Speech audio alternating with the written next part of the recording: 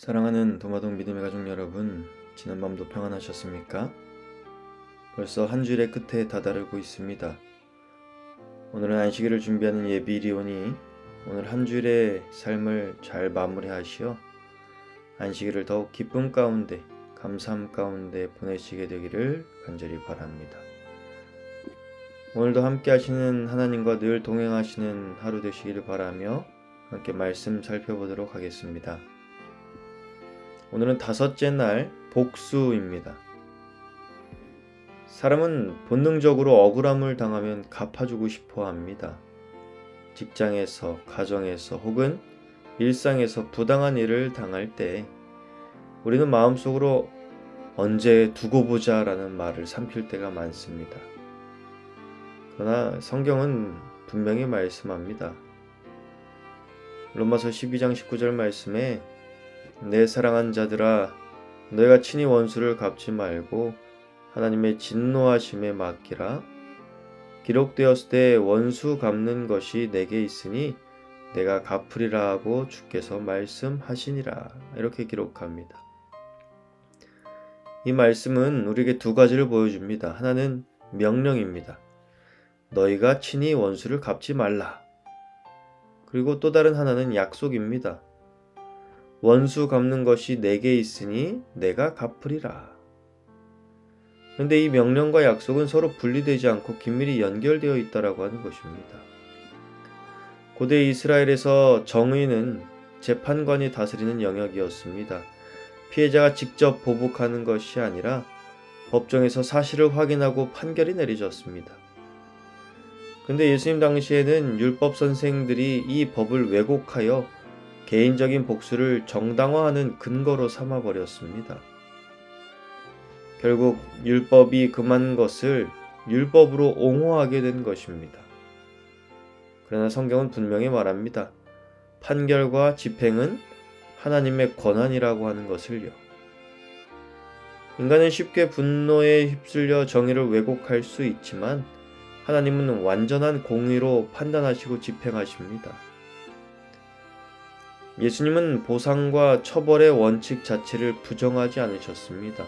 오히려 그분은 이렇게 말씀하셨습니다. 내 구제함을 은밀하게 하라. 은밀한 중에 보시는 너희 아버지께서 갚으시리라. 인자가 아버지의 영광으로 그 천사들과 함께 오리니 그때에 각 사람이 행한 대로 갚으리라.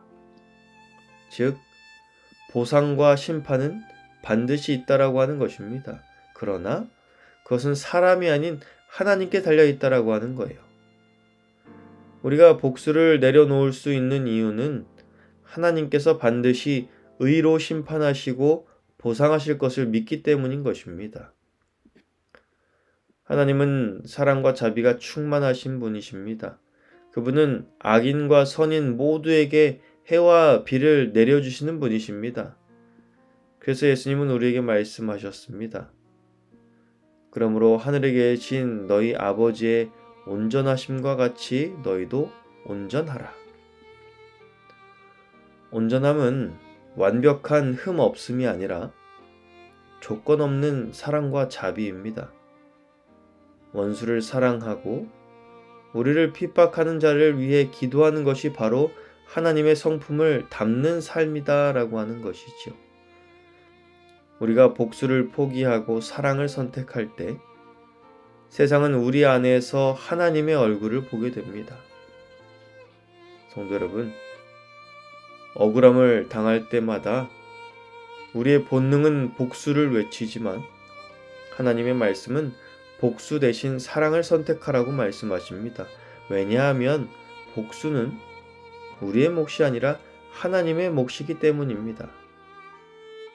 그러므로 우리는 우리의 마음을 하나님의 손에 맡기고 원수를 위해 기도하며 사랑과 용서로 하나님의 자비를 드러내야 할 것입니다. 이것이야말로 세상 속에서 하나님의 자녀로 사는 길이며 하나님의 온전하심을 닮아가는 길이다라고 하는 것입니다.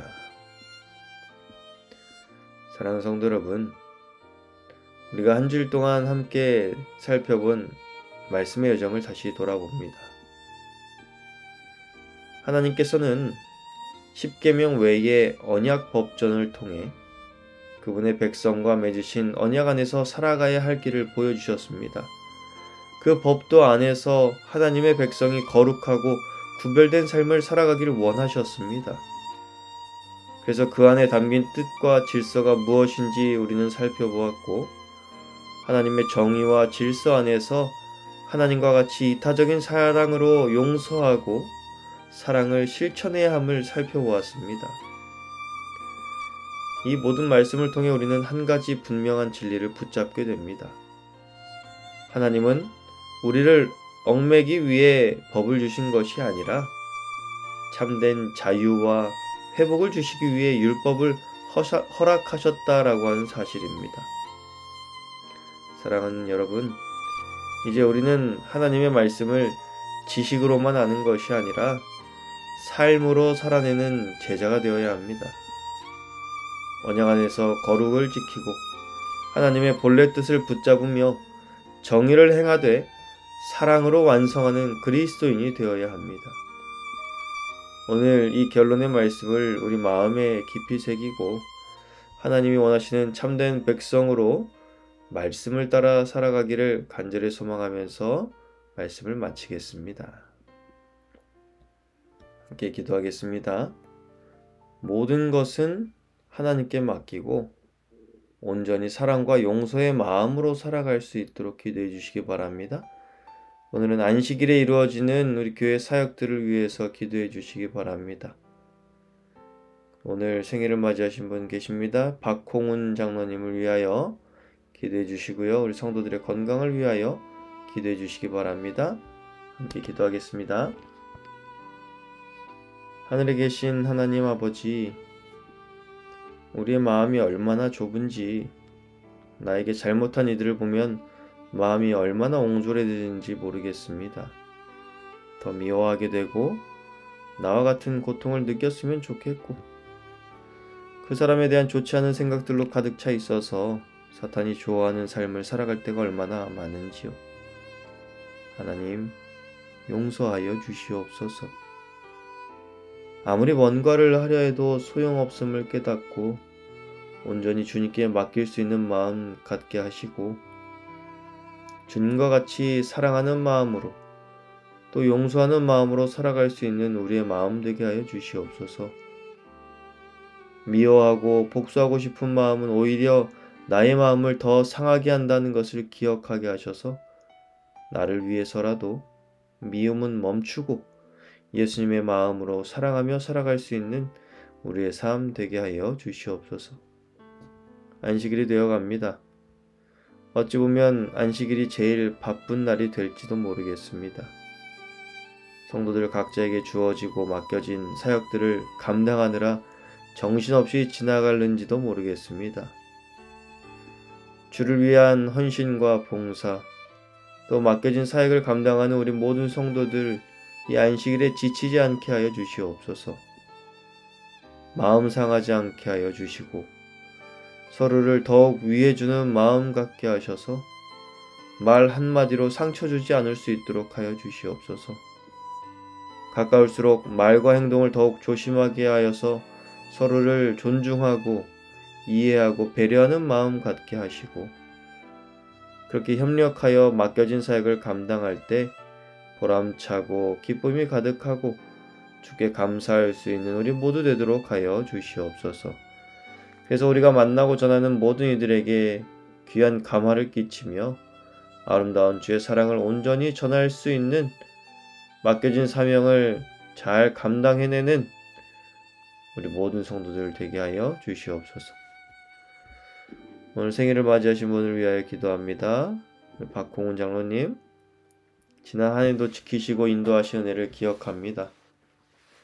앞으로의 생애도 지키시고 인도하셔서 더욱 주를 위한 헌신과 봉사를 통해 하나님께 영광 돌리는 삶 되게 하여 주시옵시고, 영육간의 강건함으로 교회를 출입하는 일이 어려움당치 않게 인도하시며 마음에 소원하는 모든 기도에 귀 기울여 주시사 장로님과 그 가정의 식구들 모두가 주의 사랑 가운데 온전히 기쁨을 누리며 살아가도록 장로님과 늘 함께하여 주시옵소서. 오늘 안식일 준비하는 예비일 잘 준비하여 안식일을 더욱 귀하고 복되게 보낼 수 있도록 하여 주시옵소서. 주님께 우리의 삶을 맡기오니 어디서 무엇을 하고 누구를 만나든지 안전하게 하시고 건강하게 하시며 온전한 사랑과 용서의 마음으로 살아가는 하루의 삶 되도록 우리를 지키시고 인도해 주옵기만을 간절히 바라오며 사랑 많으신 예수님 이름으로 기도드리옵나이다. 아멘.